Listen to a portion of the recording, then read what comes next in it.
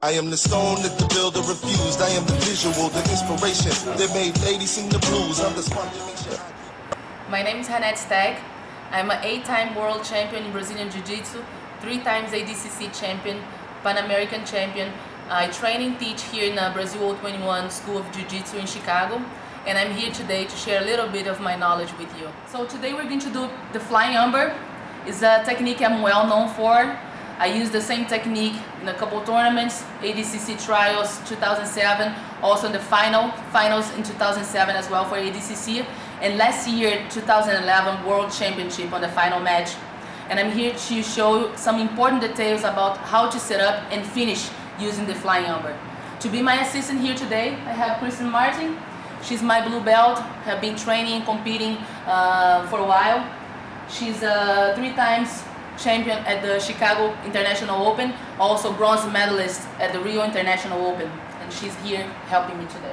So talking about the grips, okay, if the person has the high grip, the judo grip, so this is an ideal grip to go for the flying umber, okay? But also, if the person has a regular grip, you're still able to use the same technique, you're still able to go to the flying umber, you just have to work on some other details, okay? Now, talking about the no-gi match, okay, like I was able to submit someone on a no-gi match using the same technique.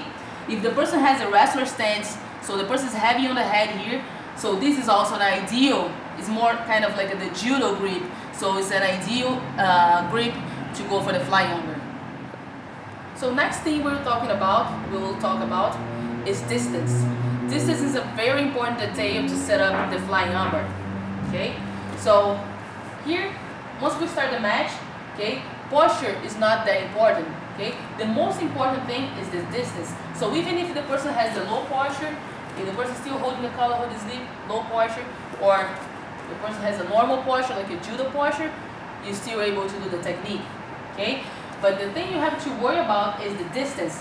What happened like a lot of times in a jiu-jitsu match, you have people head to head like this, so they keep moving and just feeling, and then you don't have the right space, the proper distance to set up your flying umber.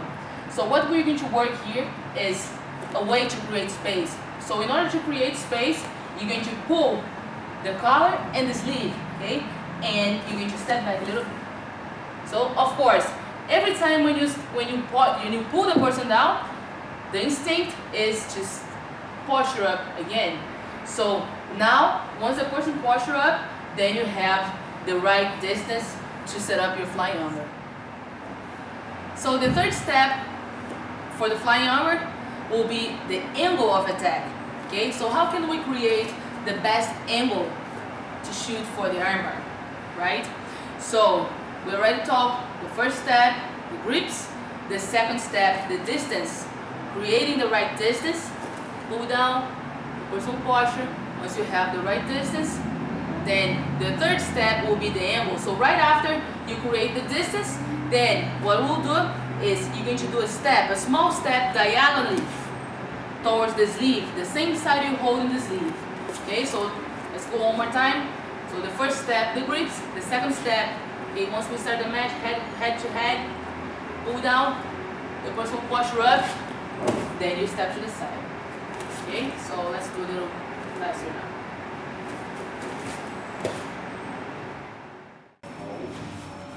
Okay, the last part of the position is putting all the pieces together. Now that you have the grips, you have the distance, you have the angle, okay? Now, switch your hand from the bottom of the sleeve to the top, okay? If it's a gi position, you can hold the tip of the sleeve like this. No gi, you just put your hand on top of the forearm or the elbow. I am the ballad in your box, the bullet in the gun, the inner glow to let you know to call your brother son. The story that just begun, the promise of what's to come, and I'ma remain a soldier till the war is won.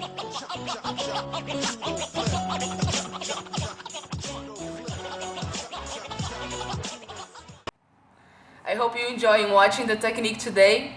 If you have any questions, suggestions for the next technique, you can contact me by email. My email is hanette@hanetteStegBJJ.com. Also, don't forget, we will have many other techniques at my camp in Toronto, November 17th and 18th. I hope to see you there.